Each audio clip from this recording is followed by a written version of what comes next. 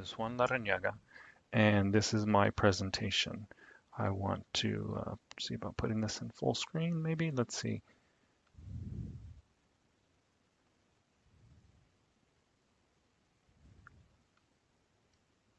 Okay. Hello, my name is Juan Larrañaga, and this is my presentation for language literacy and social studies, sciences, reading, writing, and diversities. So I wanted to learn about multicultural education and specifically on early literacy. And so one of the things I was thinking about is how do educators mentor candidates and prepare them for enriching young children? Again, my name is Juan Larrañaga. I have an MBA in MIS.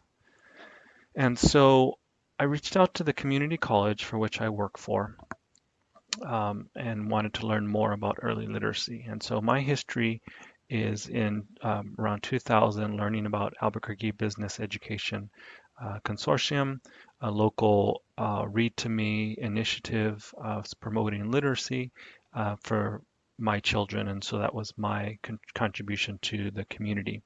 And then from there, I learned about other programs like First Book, which I assisted with, and also Libros, which is the Dolly Parton Imagination Station reading library initiative, getting books into the hands of children at an early age, children, diverse children, impoverished children, and their families so that they can read and have their own libraries. And so in thinking about CNM and the early childhood education program, I wanted to reach out to them and see how they worked with early literacy.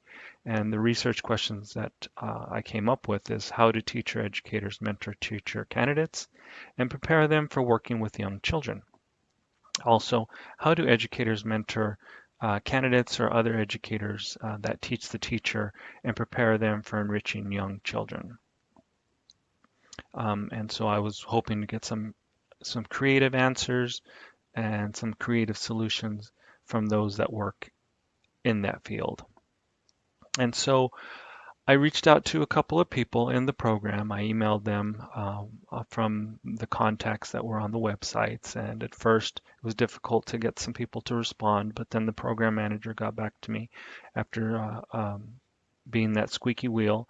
And she mentioned that she had some faculty and others people that I could reach out to if necessary. Um, Anyways, I changed their names to pseudonyms of Anna and Bianca. And some of the highlights and responses in the responses are Anna says that her work, uh, she started out as a paralegal, but then this was an opportunity for her to be a manager in this program, being a C&M student and being involved on the campus. And so part of her work is to support the efforts of the college to educate her teachers. She loves literacy. She works with literacy with her children, and she loves the program. And part of her work is spreading the college program and the logistics of the program in regards to the state's growing needs in multicultural education and bilingual education, early education, preschool, etc., and increasing the program at the community college level. Bianca shared that this can be done by including diverse perspectives and voices in the curriculum. It's something that I completely agree with and have experience with. Creating an inclusive environment that respects and values differences, that diversity that we read about and learned about in this class in writing and reading. Providing training for educators on cultural competency and anti-bias practices, that anti-racism training and just general diversity training, encouraging critical thinking about social issues and promoting empathy and understanding. She went on to say to involve parents and caregivers, to include the community. As a parent, this is very important, and I see the importance, especially in cultural relevancy and just engaging students and their families. This can be done by offering workshops on literacy strategies and the importance of reading at home, which goes back to what I was saying in my initial work with the community groups. And so, big, strong believer of reading at home. Children reading to the parents, parents reading to the children, children reading to dogs, whatever we can do. And multi-generational and multilingual, providing take-home material and activities to reinforce classroom learning, as well as books, either the library or free books, or whatever learning materials we can get into the hands, specifically hardback, softback books. My children were involved in Battle of the Books, anything to encourage that literacy. Encouraging regular communication through meetings, newsletters, and parent-teacher conferences, so that parent engagement, that community engagement, whether the parent is a grandparent or whoever the caregiver is. Inviting parents, caregivers to participate in classroom activities and providing volunteer opportunities. Um, Parents work, but they also want to be involved and they want to share in the success of their students and the peers of their students.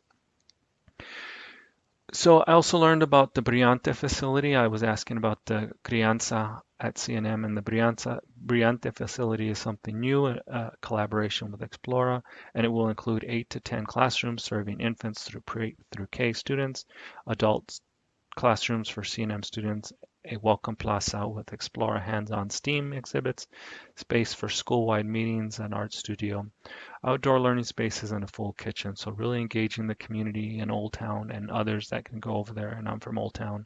And really just supporting education. And so this is a great space for early learners. I tried to anticipate any questions that there might be, and so I'll just give some feedback and summary. Definitely training the trainer is what the community college does here to help support early literacy.